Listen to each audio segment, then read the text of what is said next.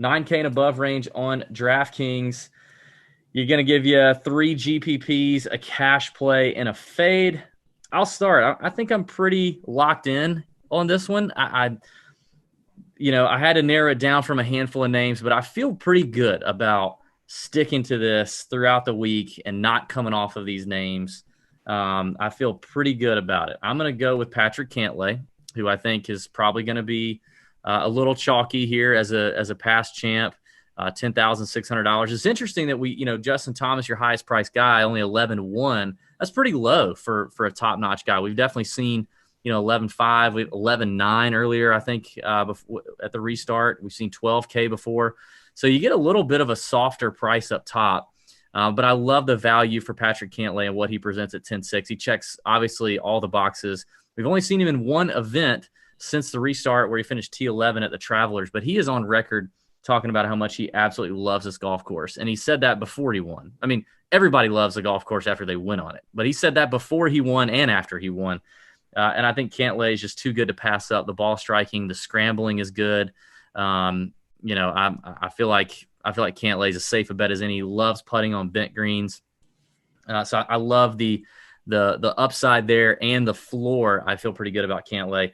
Then I'm going to go back to the well, man. I guess I hammered him at the Travelers when he finished 20th, but Xander Schauffele is hitting the ball very, very well right now. So I love where he's at since the restart. If he can just avoid the big mistakes with the flat stick, avoid the big mistakes with the putter, I think we'll be okay. He's struggled with 3 putts since the restart. He struggled with those. But, I mean, the tee to green game has been extremely solid for X-Man.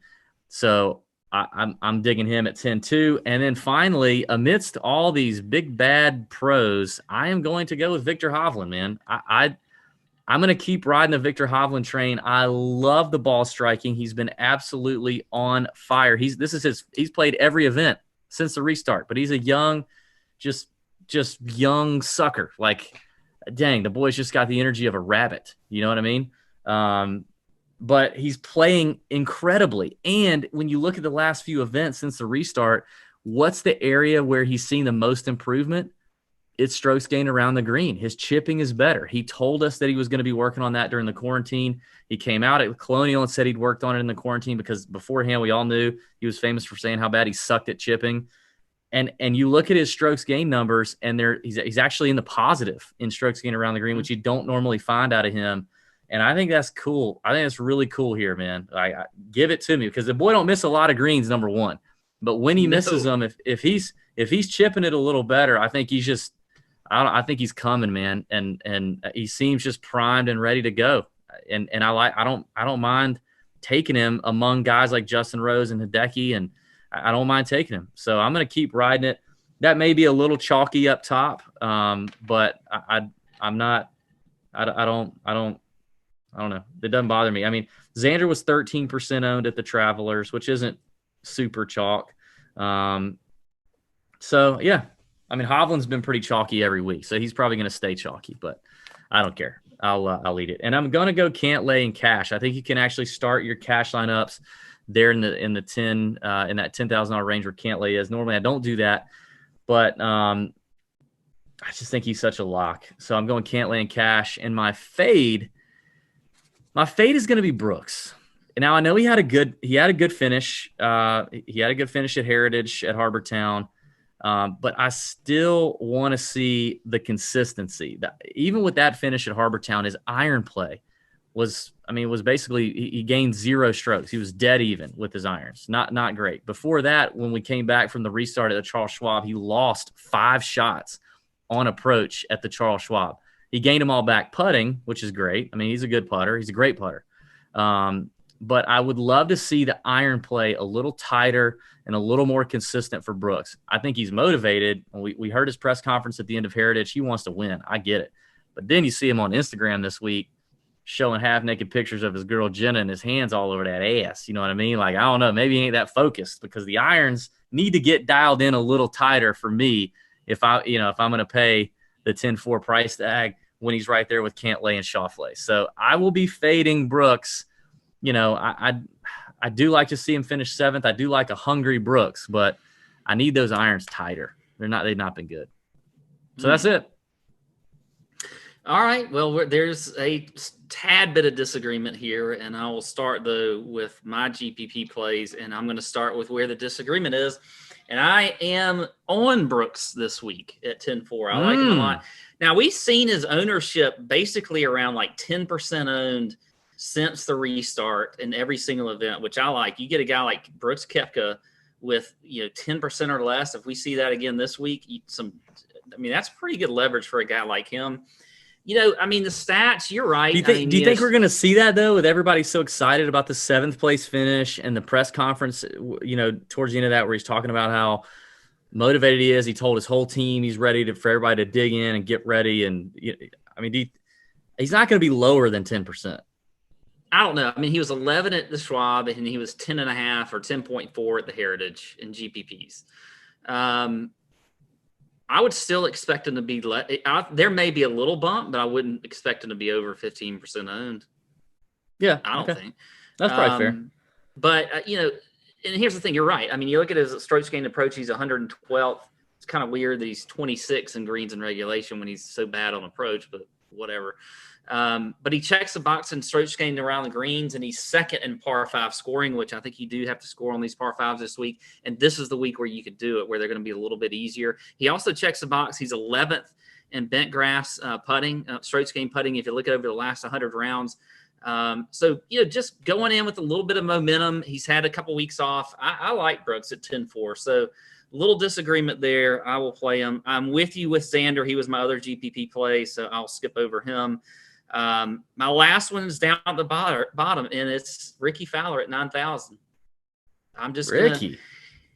We're still getting low ownership from him. We finally saw him play decent last week with a T12 finish. I know we've talked about his, the fact that he's got a new coach and he's struggled a little bit, but I kind of like what I saw last week from him. And, as far as the stats are concerned, just off his last 12 rounds, he's 36th in approach. He's 44th around the green, 7th in greens from regulation, 10th in proximity, 4th in bogey avoidance, and 1st in par 5 scoring. So, things are improving for Rickie. You have to admit that. And you're getting a guy, like him. Let's see. Let me look at his ownership. 9.8 at the last week, 9 at the Heritage, and then 11 at the Charles Schwab. So, I like that for a guy that's, got some serious upside. So I like him here. By the way, in the last 3 years or 5 years at Muirfield, he's got a 2nd, an 8th, and a 14th place finish. So he's done well on this course. So it's not like, he can't play this course well. So, I like some Fowler this week. Now, that may be a pretty contrarian play to hate on, but I think this could be a good week for him.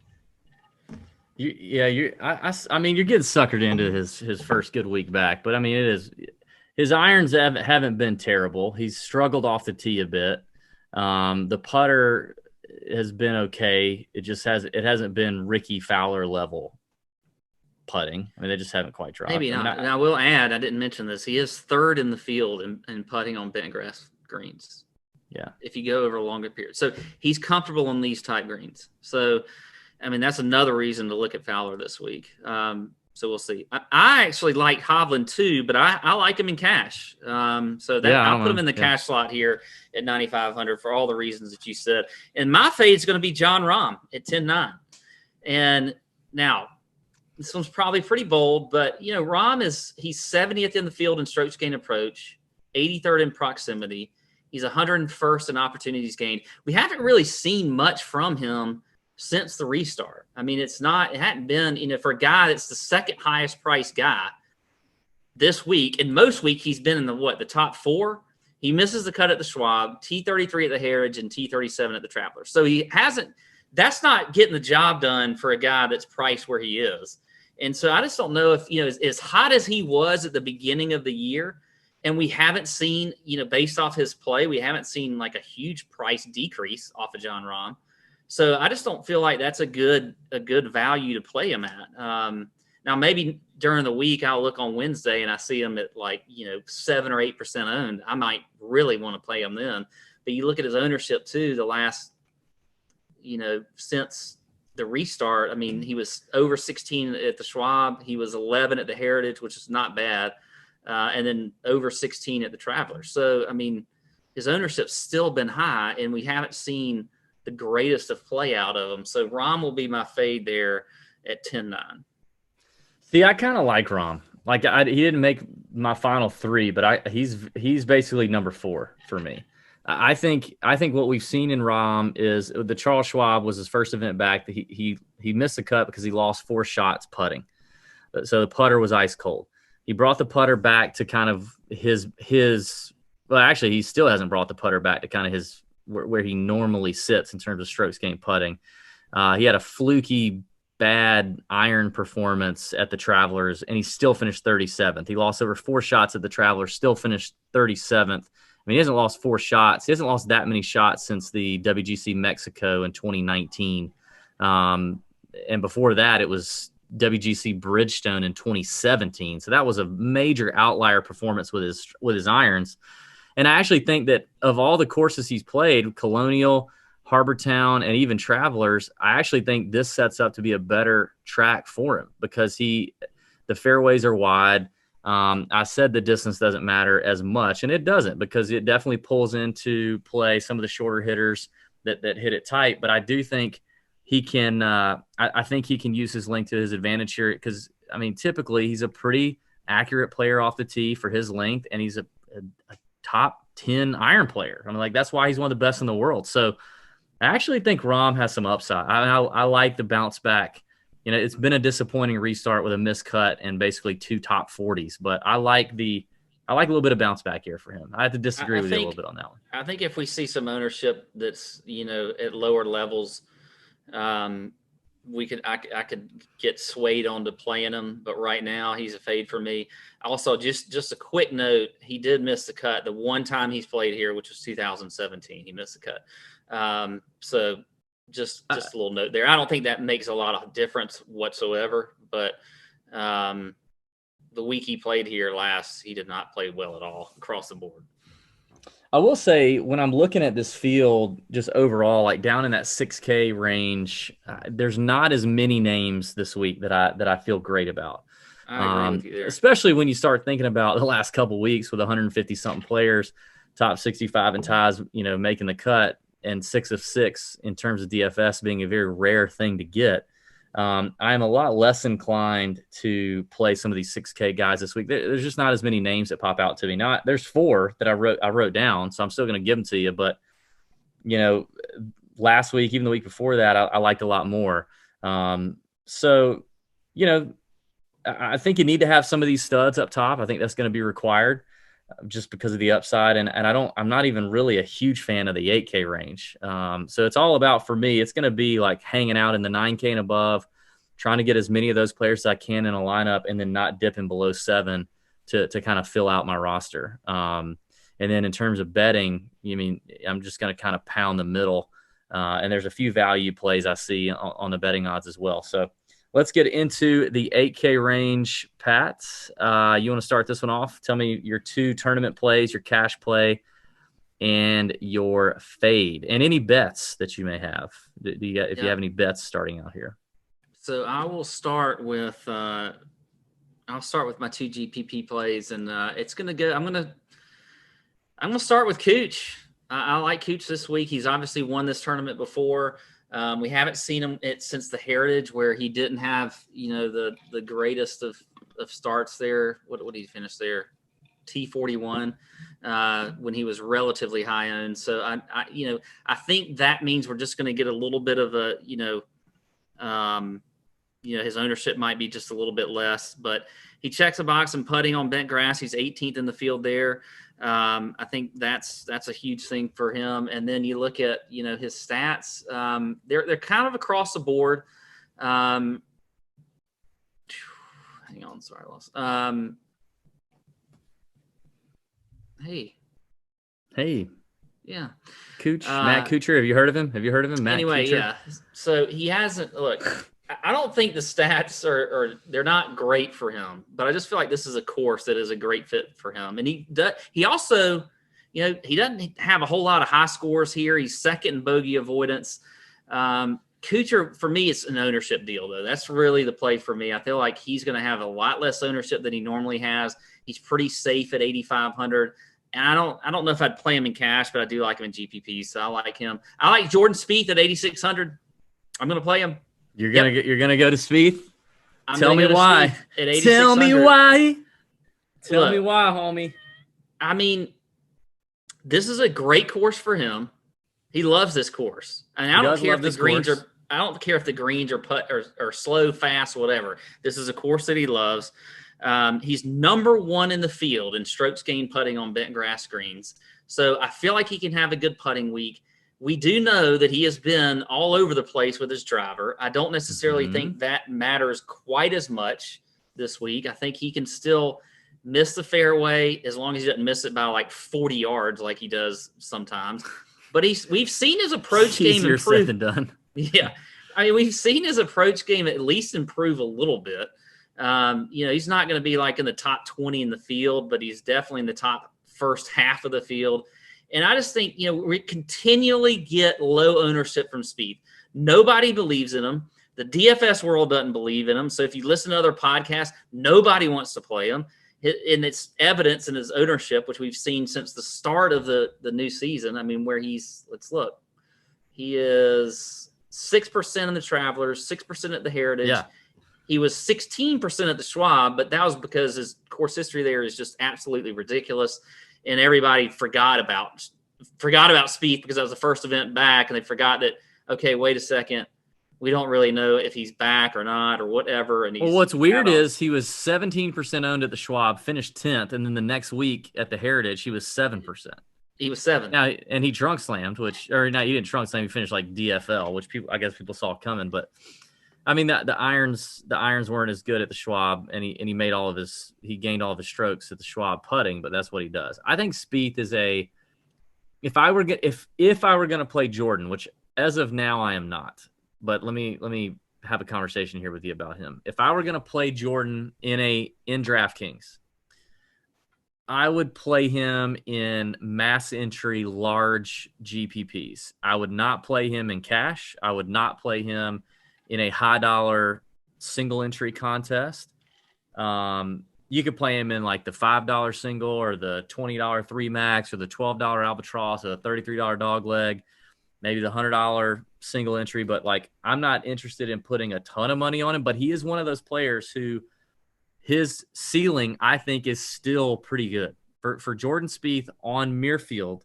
I think his ceiling, he's got winning upside. He could come out and do it. Like this week, it could happen. I don't think it's likely, but it could. So he gives you that upside. And let's just remember, this is golf. We've seen guys. I mean, every week there is somebody. Is this golf? This is golf? This is golf. Oh. Golf is a variable sport. There's somebody every single week that you just sort of like, God, that guy had never checked didn't have a single stat. He didn't do anything that I thought he could do well, and then all of a sudden he does well, and you just never know.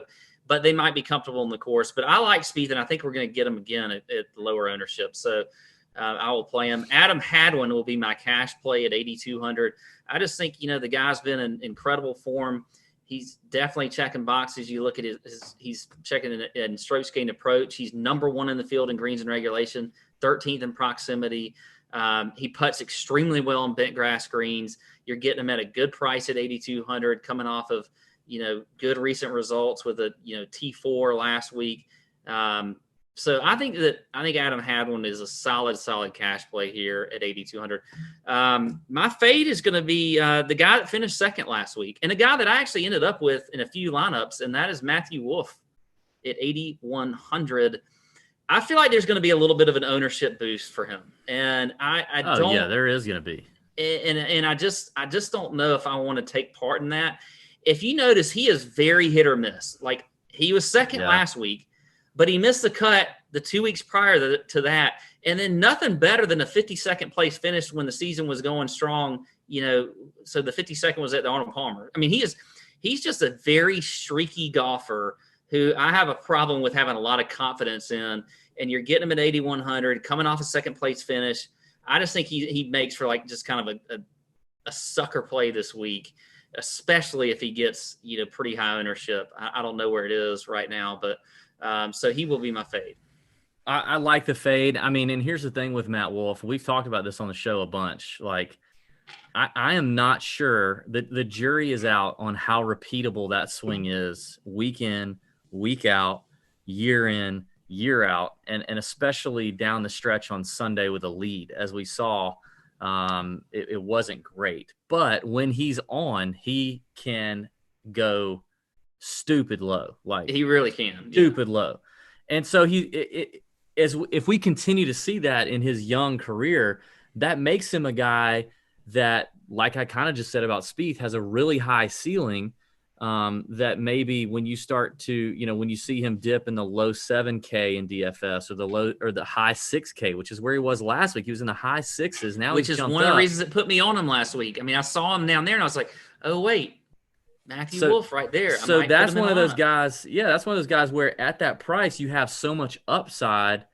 You take that chance, but when you're spending that kind of dollar on 8K, or if you're, if now his betting odds have slipped into the 50 to 1 instead of the 76, 75 to 1, I just don't know if he makes sense at that point. So I agree with you. He was not one I wrote down, but I do agree with you there.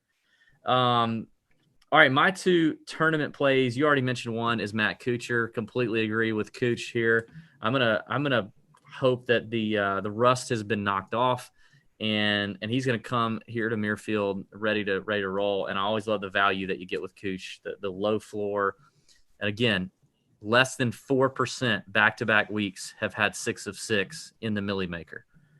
Kuchar, I feel like, gives you a great chance. He's Data Golf has him at over 60% chance of making the cut, well over 60% chance of making the cut. I like Kuchar just from that safety standpoint with the price tag I'm putting on him. The next player that I like in tournaments, I think this is now the second time I've gone to him, ever, and that's Matt Fitzpatrick right there at 8K. Love the value that I get with Fitzy. I think this is a golf course that suits him. He's an accurate player, very, very accurate off the tee, very accurate with his irons. It's all great putter, tremendous putter. So I like it. I mean, he's come out since the restart, finished 32nd at the Schwab, 14th at the Heritage, missed a cut at the Travelers, but I really like where this course sets up for Fitzpatrick. I think this could be a great week for him, and I love the value. Does it make you feel any better about Fitzpatrick that he's going to have bones on the bag this week? I mean, I thought about that. I mean, I think he's going to have him on for next week as well. Yeah, I do think is cool. I mean, I don't know what that's – at the end of the day, I don't know what that's worth. Like, I mean, Bones is – I don't know. Maybe it's worth a half a stroke in the tournament. I don't know that it's worth a full shot over 4 rounds, but, I mean, every little bit helps for sure when you're trying to get 6 of 6 through. I also like him at 55 to 1. I found him on 55 to 1 at 55 to 1 on DK Sportsbook. I like that. And then my cash play is your cash play. It's Adam Hadwin at 50 to 1, also on DK Sportsbook. In terms of a tournament play, he's going to be chalky. He's been chalky the last couple of weeks. He's played really well. He's given you – I'm not saying you can't play him in tournaments. You definitely can. Just know that you're playing a chalky player, and you're going to need to make sure you have leverage somewhere else. But in cash, he's a lock. I love Hadwin here. My fade for this range is going to be Sungjae, man. And Sungjae's rated out pretty high.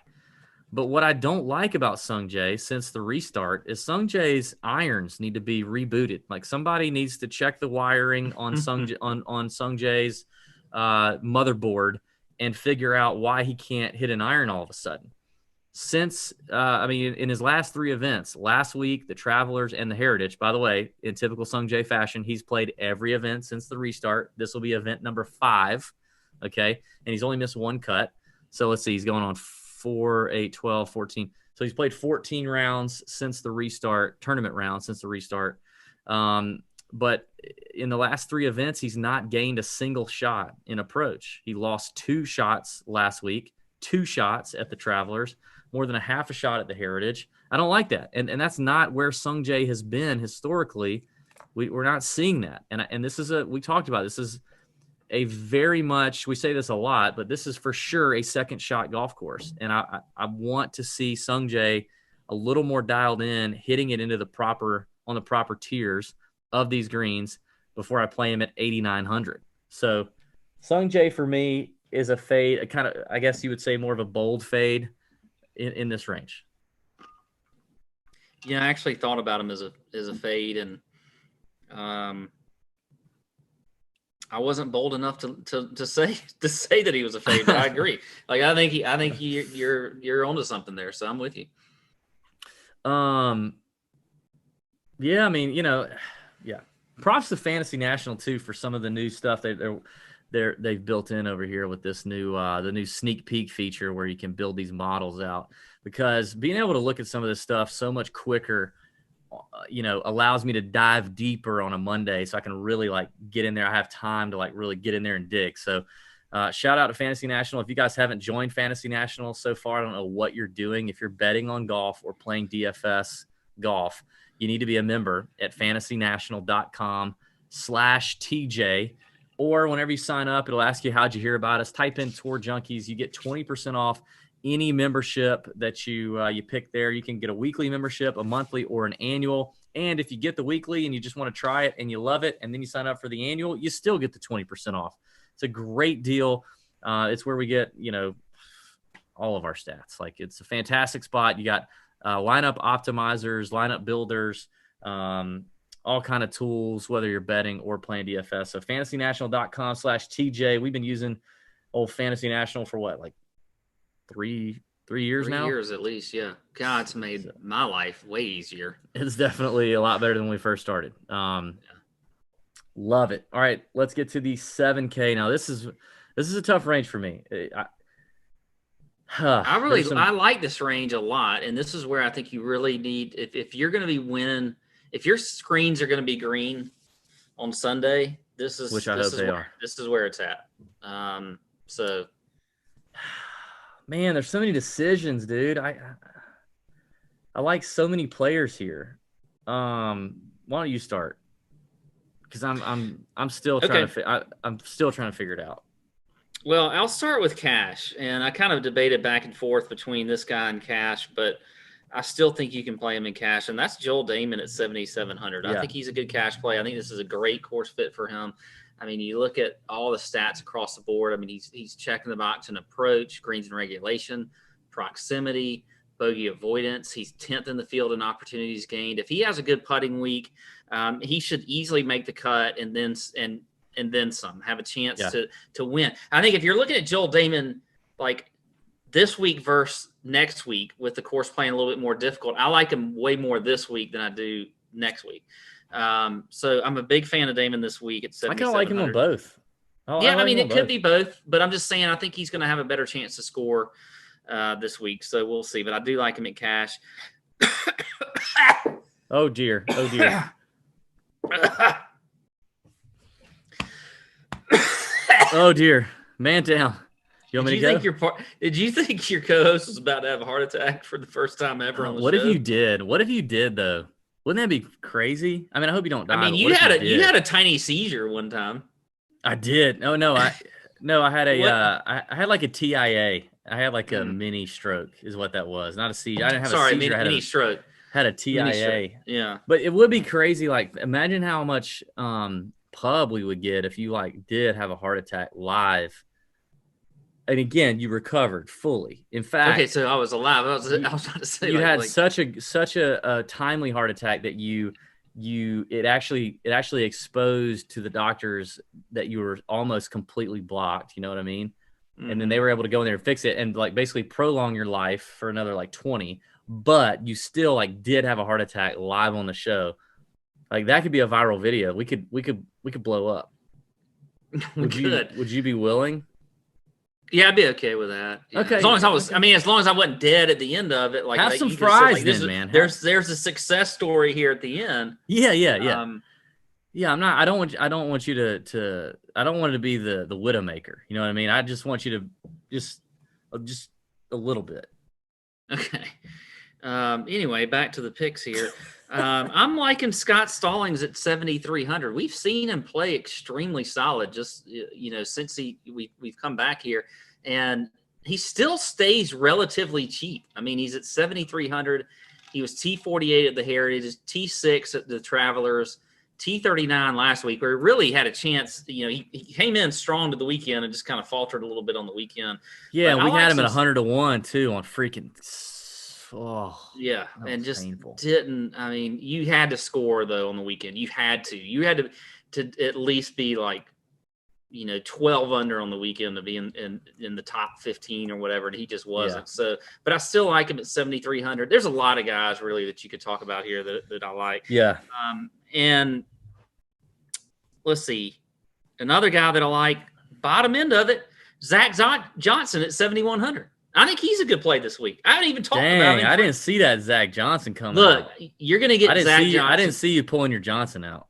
You're going to get him at like 1 or 2% owned. He's played this course 9 times. He's played this tournament. He has never missed the cut here. He is number 1 in bogey avoidance. Okay, so you talk about the water off the tee and onto some of these greens.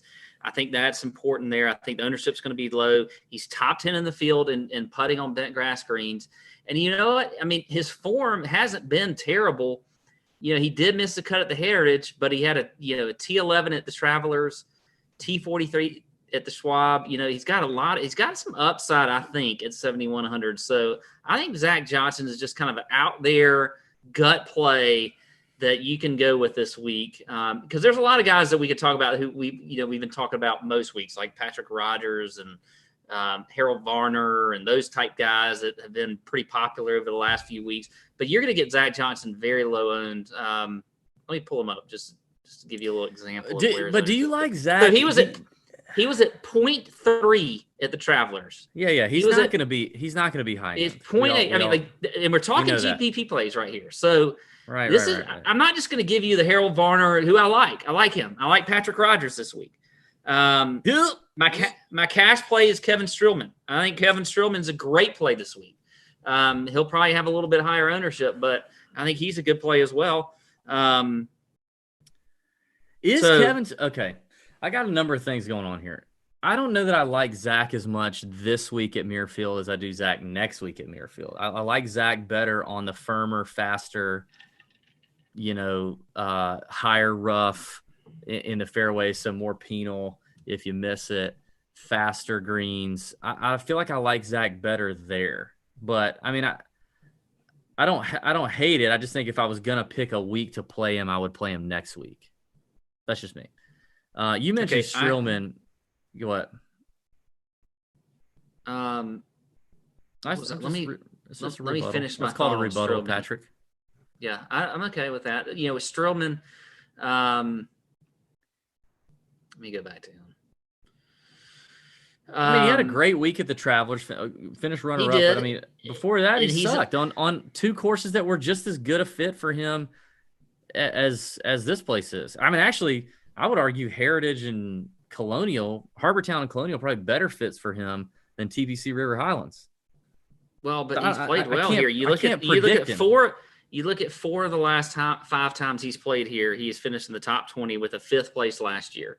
So, I mean, he's obviously shown that he can play well on this course. It's not, like you mentioned it earlier, the Bombers don't necessarily, thrive here. We saw the past champs. They're all over the place.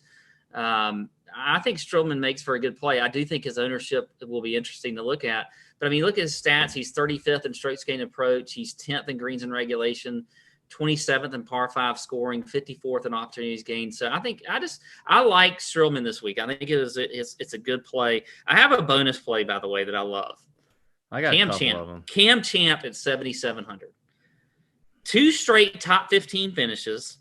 Checks a box of greens and regulation and approach. I think you're going to get him at low ownership again this week. He could end up being like the Matthew Wolfe of last week. We could see, but I don't know. So Dang, I like you said Matt Wolfe. Way to go, dude.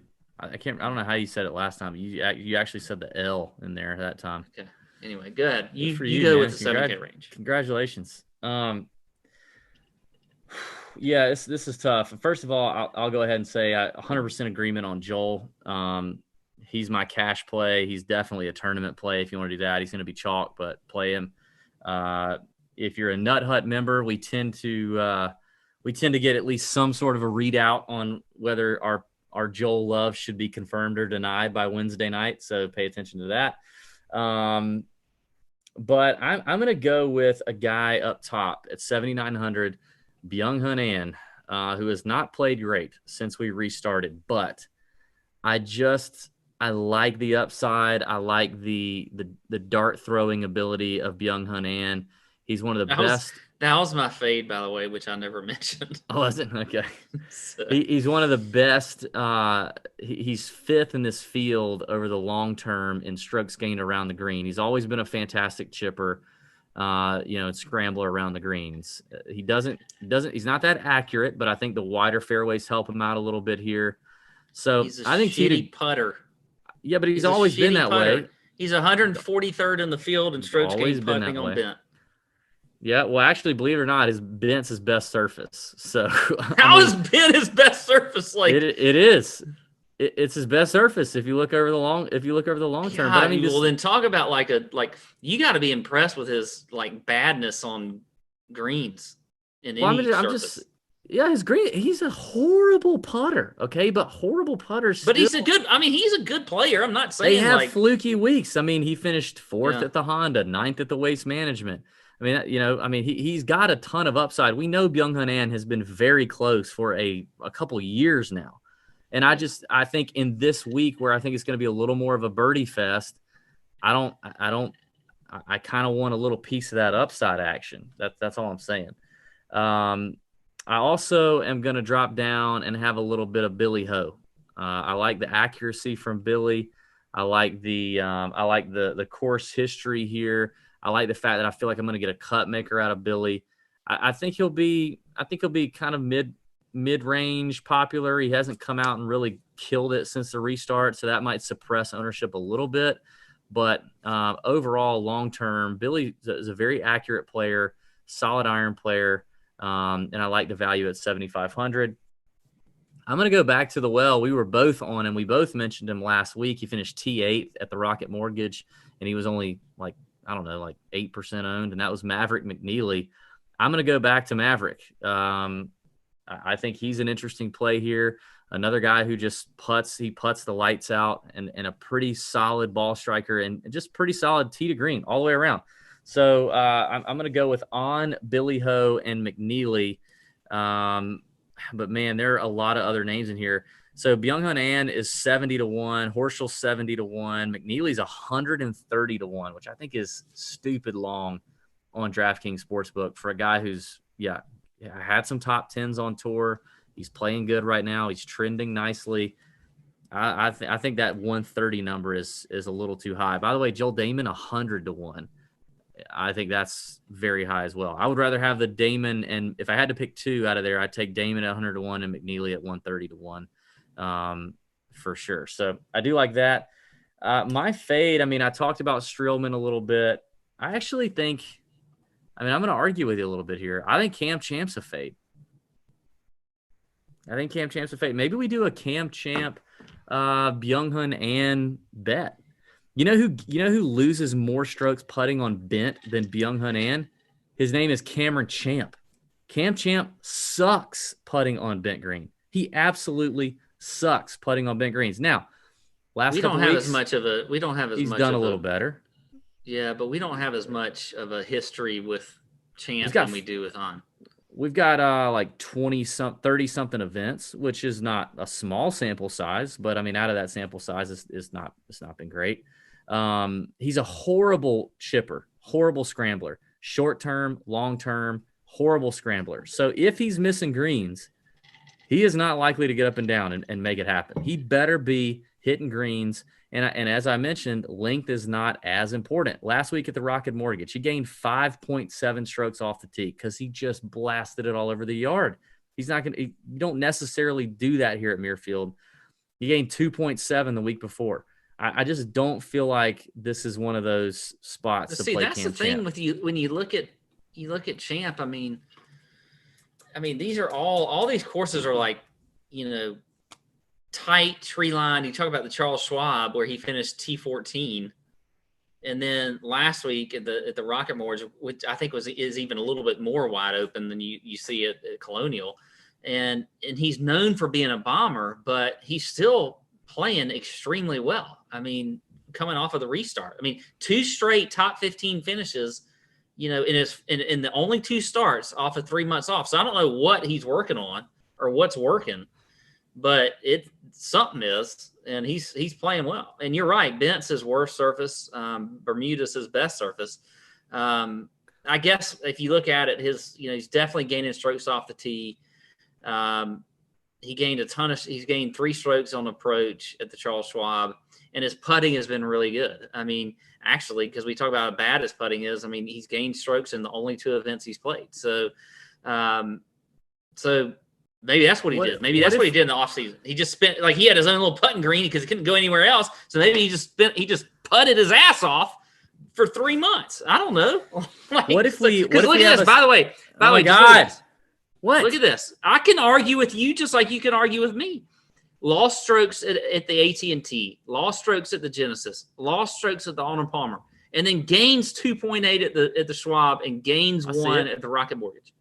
So listen, maybe he spent some time on the putting green. Maybe. I'm not willing to, after 2 freaking events in the positive, crown Cameron Champ as some putting guru, unless you tell me he went and saw Brad Faxon over the break. If you tell me he saw Brad Faxon, then all bets are off. But Speaking you'll play Ben On, who is the worst putter in America. But here's the thing: he's probably a better iron player than Cam Champ. He just doesn't gain the strokes off the tee as Cam Champ. He's a better iron player. He's light years better at scrambling. Literally, Byung-Hun An at the top of the list scrambling, Cam Champ at the bottom of the list scrambling. And over the long term, they're both pretty equally garbage putters. So I think long term makes sense there. Why don't we have a bet? Why don't we have a Cam Champ versus Byung-Hun An bet straight up? And the loser has to do something that our caddy friend Brett Swedberg recommended back in a couple weeks ago. The loser has to drink a healthy shot of ranch water to start the podcast off next week. You got to take a big old gulp of ranch water. All right, I will take that bet. I think that you're you will, because if you didn't, you'd be called a pansy. People would kill you if you didn't. No, because I think, and also I've won like every single bet this year. You have. I the odds say I cannot. A win has got to be coming for me. So it's just a straight up matchup. How about this? How about we say if they tie at the tournament level, like if they both finish like T21, okay, then the tiebreaker is whoever scores the most DraftKings points. Okay, I'm fine with that. I mean, okay. It's going to help whoever plays them if they play them. If they have a little bit more DraftKings point and they get 5 or 6, because okay, all right, okay. Let's get into. You're going to start the 6K. You're going to start the 6K range because I've started the last 2. Okay, I will start the 6K range then. So I got 4 names in here that are kind of catching my eye. Let me find the first one here. So the first one's Mr. Jim Furyk, old Jimmy.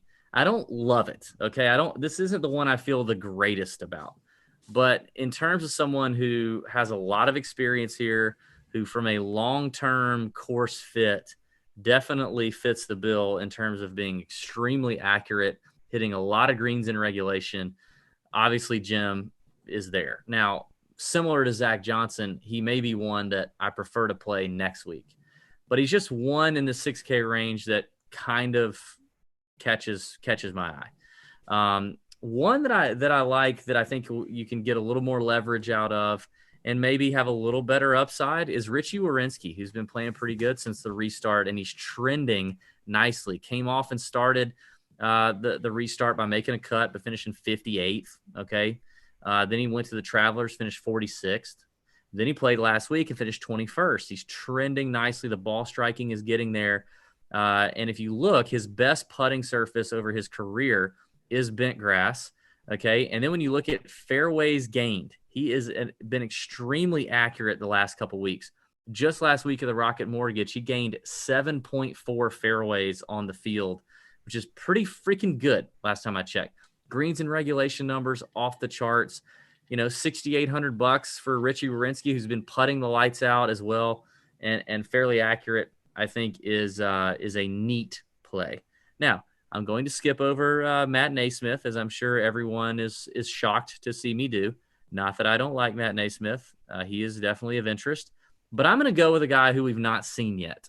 We haven't seen him since the restart. But long-term, if you look at his long-term, what does this player do well? He putts. He only gains strokes putting on one putting surface, and that is bent grass greens. Historically, very accurate driver of the golf ball. Historically, positive in strokes gained around the green and strokes gained putting. That is Mr. Nick Taylor. Sorry. That is Nick Taylor. That's who I was going to guess, by the way. Just before the restart, won the Pebble Beach Pro-Am. So, I think one of the things that you got to know is when you get guys down here, knowing that there's a lot of upside, that top 10 upside is key. You had Matt Wolfe last week at $6,800 who finished runner-up. So you got to find guys with some upside, and I think Nick Taylor gives you a little bit of that. He's not sexy. He doesn't make me feel warm and fuzzy in my in my regions, but I like him. I like the play. And then finally, I'm going to go with Henrik Norlander, a guy who we put a bunch of people on last week and the week before that and the week before that. Finished 12th at the Rocket Mortgage. Norlander is a ball striking fool, y'all. He just can't putt. So $6,500 is worth taking the gamble. I mean, he's been playing so good. In the last couple of weeks. Last week, he gained 8.3 shots approach. Now, is that going to continue? Probably not.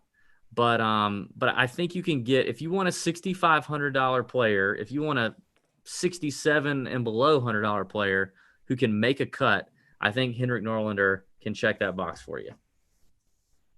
So I think, let me see if I got any bets down here. I do have a bet of a guy I didn't name, but I think he's actually in the 7K.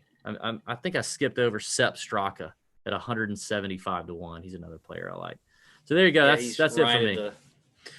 All right. Well, you've. I guess I'm glad we can. The listeners may be glad that we can shorten the show probably a little bit here because there were several guys that you mentioned that I already had written down. One was Furyk. I'm not as confident like you said but I think as far as a 6K guy, I think he makes a lot of sense here, and he's got a lot of experience. So I'm with you there.